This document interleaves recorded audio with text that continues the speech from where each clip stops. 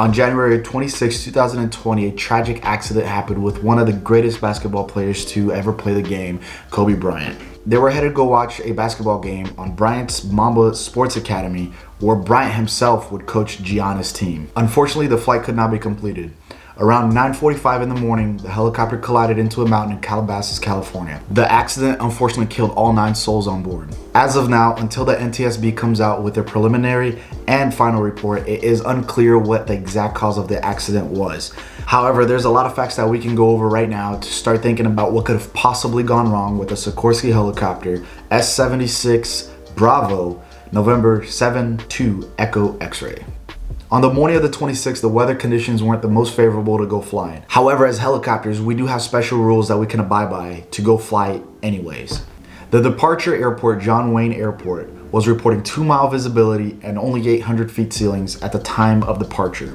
This means that you will need an instrument flight plan to depart the airport or to fly back in. Instrument flying is when you fly solely in reference to the instruments of the aircraft. You have no visual outside of the aircraft besides the instruments in the helicopter. However, we do have something called special VFR in helicopters. This gives us the right to actually go fly as long as we do have half-a-mile visibility and we are clear of clouds, which for me, that is very, very low. And I will never go attempt to fly in those weather conditions because they are way below my weather minimums. However, that morning, Ara, the pilot, he did feel like he could complete the flight under special VFR conditions. In my 7-year career, I have called special VFR around 4 to 5 times around the Atlanta area, and that is because I knew the terrain, I knew exactly where I was going, and I had flown multiple times around that area. I do recall one day that visibility was around 2 miles with 800-foot ceilings, and I was just doing a quick hop from downtown Atlanta to an airport that was only 7 minutes away. And I have done that route many times. That is the only reason why I have attempted special VFR. Now let's talk a little bit about the helicopter. The helicopter is a Sikorsky S-76 Bravo model. It is actually one of the safest helicopters that we have flying today. The helicopter is powered by 2 Pratt & Whitney PT6 Bravo engines. They are one of the most reliable engines to have ever been made in the world. They are used in a lot of airplanes, a lot of other helicopters, just in general, a very reliable engine. The S-76, depending on the configuration, it could fit about 13 passengers, has around 400 nautical miles in range, and can reach speeds about 155 to 160 nautical miles an hour. The pilot of the aircraft had over 8,000 hours, with 1,200 of those hours being in the S-76 helicopter. 1,200 hours in a specific airframe is a lot of time and to just have in general as a helicopter pilot. Just because we don't fly super long distances, and being an S-76 pilot, like the pilot was, he is not flying the helicopter every day and for a long period of time. So he did have a lot of experience in that helicopter. So with that being said, we do have information about the pilot, the aircraft, and a little bit about the weather. Now, the question is, could this helicopter fly in bad weather? 100% it could. This helicopter has all the systems and all the avionics needed to fly in IFR conditions. However, the certificate of the helicopter only allowed the helicopter to fly VFR, which is visual flight rules, which is exactly what he was doing. It's flying strictly off of visual references from the ground. At the beginning of the flight, the pilot did wait about 15 minutes to receive his special VFR clearance. The reason why he waited so long is because you need to have the whole airspace cleared before you can leave on a special VFR clearance. The tower will not give you that clearance if there is an aircraft still in that airspace. Around 9:42 in the morning, the pilot started following Ventura Freeway westbound. This is when you start getting to a little bit more hilly area around that area. You start getting to the western edge of the San Fernando Valley. And as the ground started to rise, so did the helicopter. Like I said, he was following the terrain. It was visual, so he started rising. Around that area, he did rise about 1,000 feet in about 30 seconds, which is a very gradual climb. Also around that area, you can hear on the air traffic controller tapes, the air traffic controller says that he is too low to receive flight following. So he is so low that the air traffic controller's radar cannot pick him up. And if I'm guessing it right, the reason why he was so low is because he was following the terrain. Like I said, visual flight rules, VFR.